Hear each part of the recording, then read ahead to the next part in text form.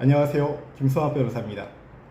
저는 대한변호사협회 공식인증 제주 형사전문변호사이자 제주지방법원 재판부별 국선변호사, 제주지방법원 논스톱 국선변호사를 역임하면서 수많은 교통사고 형사사건의 변론을 성공적으로 수행해왔으며 현재 다수의 교통사고 형사사건을 수임하여 변론하고 있습니다.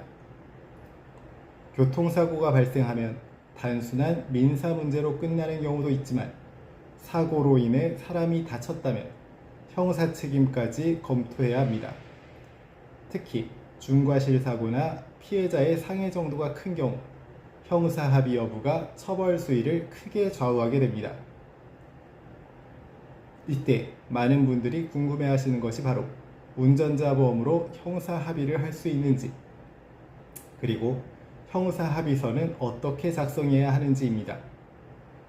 오늘은 제주에서 교통사고 사건을 다수 다뤄온 제주교통사고 변호사의 관점에서 운전자 보험을 활용한 형사합의서 작성 방법을 설명드리겠습니다. 교통사고로 형사 입건되는 경우 판사와 검사는 다음과 같은 요소를 중요하게 봅니다. 피해 회복이 이루어졌는지, 피해자가 처벌을 원하고 있는지, 피의자의 반성 정도와 사후 조치 등이 있습니다. 이 중 형사합의서는 피해자가 더 이상 처벌을 원하지 않는다는 의사를 객관적으로 보여주는 핵심 자료입니다. 제주교통사고 변호사 실무에서도 합의 여부에 따라 벌금형과 집행유예가 갈리는 경우를 자주 볼 수 있습니다. 운전자 보험에는 단순 차량 수리비 보장이 아닌 교통사고 처리 지원금, 형사 합의금 지원, 변호인 선임비용 보장과 같은 담보가 포함되어 있는 경우가 많습니다. 즉, 일정 요건을 충족하면 피해자에게 지급할 형사 합의금을 운전자 보험으로 충당할 수 있어 경제적 부담을 크게 줄일 수 있습니다.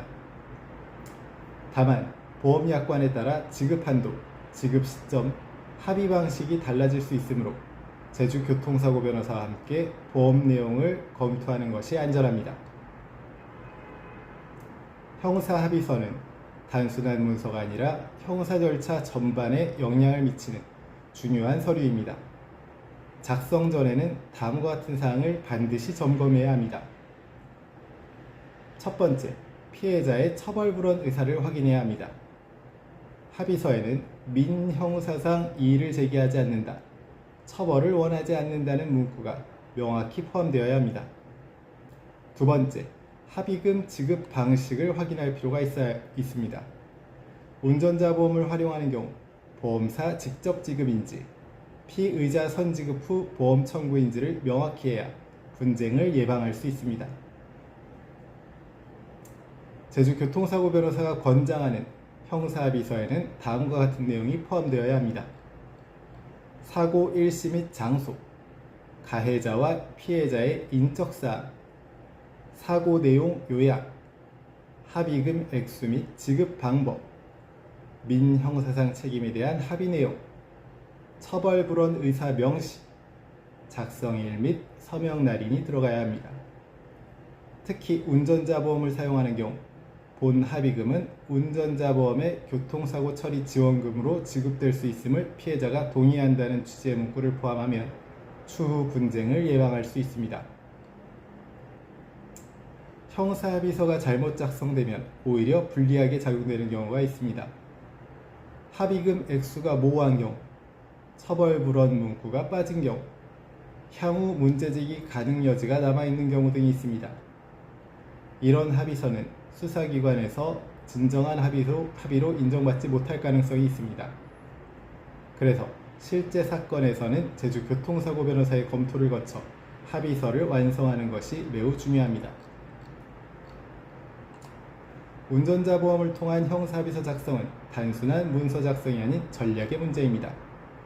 현재 운전자 보험을 통한 변호인의 법률적 도움이 필요하시다면 언제든지 제주교통사고 변호사 김성학 법률사무소를 찾아주시면 신속, 정확한 해법을 제시해드리겠습니다.